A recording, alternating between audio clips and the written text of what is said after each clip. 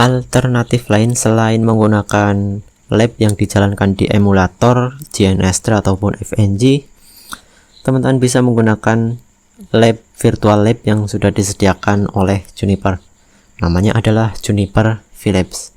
Teman-teman bisa cari di Google, nanti di urutan paling atas harusnya ada situsnya atau halamannya Juniper. Klik saja. Nanti teman-teman diarahkan halaman seperti ini. Klik sign in. Nah, setelah sign in, nanti teman-teman diarahkan ke halaman yang seperti ini. Nah, di sini ada beberapa lab yang sudah disediakan oleh Juniper. Ada standalone artinya device-nya itu cuma satu, artinya cuma ada satu device. Teman-teman nggak membuat jaringan khusus atau membuat jaringan. Di sini cuma teman-teman bisa mengenal mengeksplor perangkat, baik itu VMX, VSRX, dan sebagainya. Kemudian ada juga routing, switching, security, automation, network management, telemetry, and analytics. Dan yang saya tekankan, teman-teman di sini perlu membaca resource yang ada di sini, yaitu user guide dan FAQ. Nah, di sini ya. User guide di sini teman-teman harus baca karena di sini ada cara-cara untuk mengakses Juniper VLabs ya. Cara menggunakan Juniper VLabs secara umum. Dan ini adalah question and answer ya. Jika teman-teman punya pertanyaan bisa dicari dulu di sini sebelum tanya ke orang. Oke, kita langsung pilih saja labnya, misal yang single area ini, OSPF single area. Nah, di sini ada deskripsi singkatnya. Kemudian kita jalankan dengan klik launch.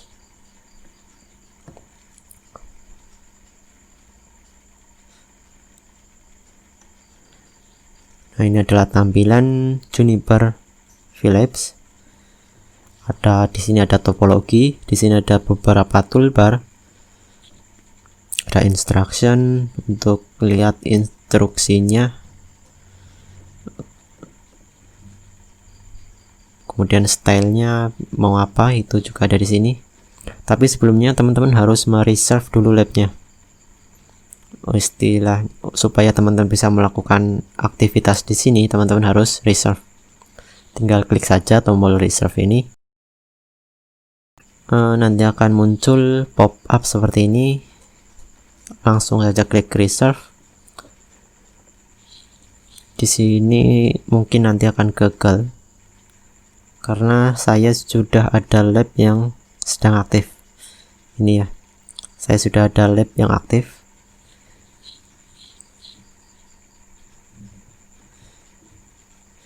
Ya, jadi di sini limit ya. Jadi satu akun itu hanya bisa menjalankan satu lab di waktu yang sama. Ketika teman-teman menekan reserve tadi, di sini nanti tidak akan langsung aktif seperti ini, tetapi pending dulu atau setup. Nah, masuk mode setup itu butuh sekitar 15 sampai 20 menit kurang lebih. Nah, setelah itu baru menjadi aktif seperti ini. Nah, setelah aktif teman-teman bisa melakukan konfigurasi. Contoh di sini yang sudah aktif itu punya saya itu IPsec VPN ya. Mungkin ini agak melenceng jauh dari JNCI Junos, tapi tidak masalah. Saya mau menjelaskan sedikit saja tentang Juniper VLabs ini. Oke, di sini saya ada beberapa device, ada 4, 5 dan helper VM ini. Ada VSRX, itu adalah device Juniper untuk security, dan VMX itu untuk routernya. Saya akan menjelaskan cara mengaksesnya. Untuk VSRX itu ada SSH. Teman-teman hover di device-nya, kemudian klik panah bawah ini. Ada SSH, ada konsol, ada HTTPS. Itu teman-teman bisa milih. Tapi kalau biasanya itu kalau VSRX itu pakai HTTPS, tapi bisa juga pakai SSH.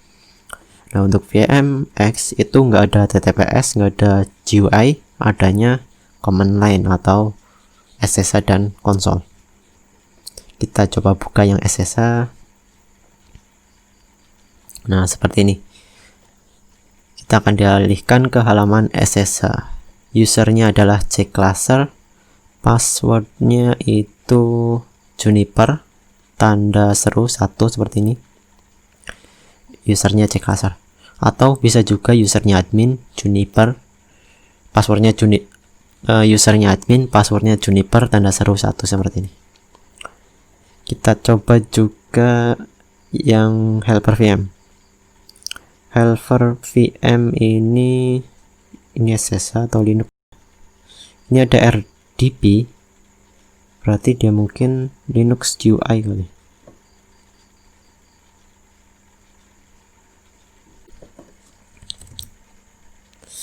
Sepertinya ini Linux sih.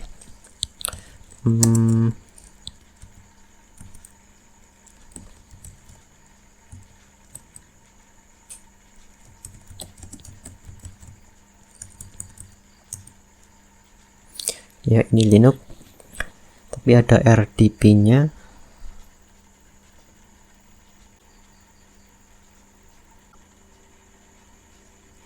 Ya, ini Linux GUI, ada GUI-nya juga, ada command line. Jadi teman-teman bisa memilih di sini. Mana yang lebih nyaman, silakan. Nah, fungsinya helper VM ini buat apa? Fungsinya helper VM ini untuk melakukan manajemen. Jadi di sini kan ada IP nih. Ini ada IP. Nah, alamat IP ini itu adalah alamat IP manajemen. Jadi ini bukan alamat IP network ya. Jadi ini alamat IP yang digunakan untuk manajemen. Nah, Linux ini itu terhubung ke semua device yang ada di sini. Dia terhubungnya ke interface manajemen. Coba kita cek. Show interface terus. Nah, ini ya, VXP0 itu adalah interface manajemen. IP-nya itu ini. Sama seperti ini. Jadi di sini teman-teman bisa melakukan automation untuk perangkat, untuk konfigurasi Juniper. Saya belum pernah nyoba untuk helper VM, tapi kurang lebih fungsinya dia untuk manajemen, baik itu untuk mengautomasi konfigurasi atau untuk melakukan monitoring. Itu gunanya helper VM. Nah, selanjutnya tadi kan ada HTTPS ya. Untuk mengakses lewat konsol ataupun HTTPS, kita perlu whitelist IP address kita. Jadi kita perlu tahu dulu IP address kita itu berapa. Kita cek di whatismyip.com atau web yang sejenis untuk ngecek IP ya. Contoh di sini punya saya 182 sekian. Kita perlu menambahkan atau whitelist di lab kita, vlab kita. Caranya itu klik comments. Di sini ada add allowed network traffic. Klik tanda panah kanan ini. Nah, di sini masukkan alamat IP-nya, kemudian run. Oh, kok what is my IP sih? Ini yang saya copy itu ini di cancel. Bisa di cancel. Ini saya tambahkan alamat IP-nya. Nah, ini statusnya running. Kita tunggu sampai statusnya completed.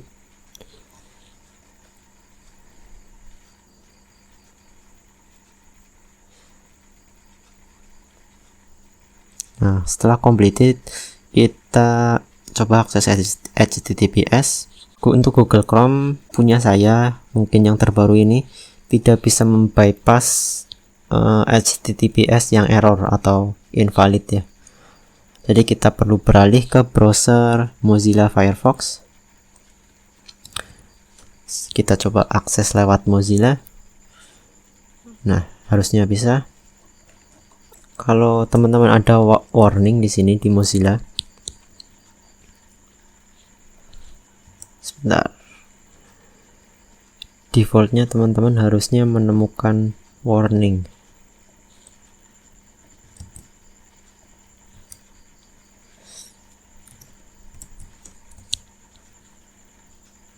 Jika teman-teman menemukan warning seperti ini, klik advance, kemudian accept the risk and continue.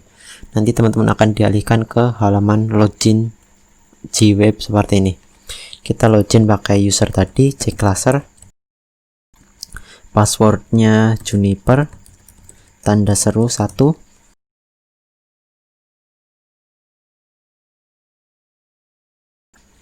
Oke, berhasil sepertinya. Ini nggak tahu kenapa ini terasa lambat, mungkin internet saya atau mungkin memang di limit dari pihak Juniper Philips-nya. Nah, ini adalah tampilan Gweb untuk VSRX. Teman-teman bisa melakukan konfigurasinya lewat GUI untuk VSRX. Untuk konfigurasinya seperti apa, teman-teman bisa cek referensi ke Junos Genius. Di situ ada juga penjelasan materi untuk VSRX, itu harusnya ada di track security. Nah, kalau GNCI Junos itu nggak ada, hanya pengenalan dasarnya saja. Atau mungkin kalau teman-teman mau nyoba yang routing OSPF, itu kan sudah ada di video saya sebelumnya, silahkan dicek. Langkah-langkahnya harusnya sama, hanya beda IP paling. Oh ya, berikutnya kalau teman-teman di sini kan ada batas waktu ya, misal 3 jam 3 menit, 2 jam 23 menit. Jadi lab ini itu nanti akan otomatis di suspend atau mati setelah waktu tersebut. Nah, kalau sampai waktunya mau habis ternyata teman-teman belum selesai, teman-teman bisa menambahkan waktunya lagi dengan klik icon extend ini. Nah, teman-teman bisa menambahkan mau berapa jam lagi, misal 5 jam, 3 jam, dan terserah sesuai teman-teman. Tentunya yang sudah disediakan atau yang diizinkan oleh Juniper Philips. Kemudian klik extend. Nah, atau kalau teman-teman merasa sudah selesai, sudah cukup, tetapi waktunya masih ada, teman-teman bisa tinggalkan saja atau klik end tombol atau icon ini, icon end ya. Seperti ini. Ini adalah style untuk mengubah tampilannya ya. Seperti ini. Oke. Itu dia penjelasan atau demonstrasi sedikit tentang Juniper Philips. Teman-teman bisa baca-baca di sini di user guide. Kemudian baca juga di FAQ, atau bisa juga email ke philips@juniper.net ya. Jika ada pertanyaan yang tidak ada di sini, yang tidak bisa terjawab di sini, teman-teman bisa tanya lewat email philips@juniper.net. Oke, sekian, sampai jumpa di video berikutnya.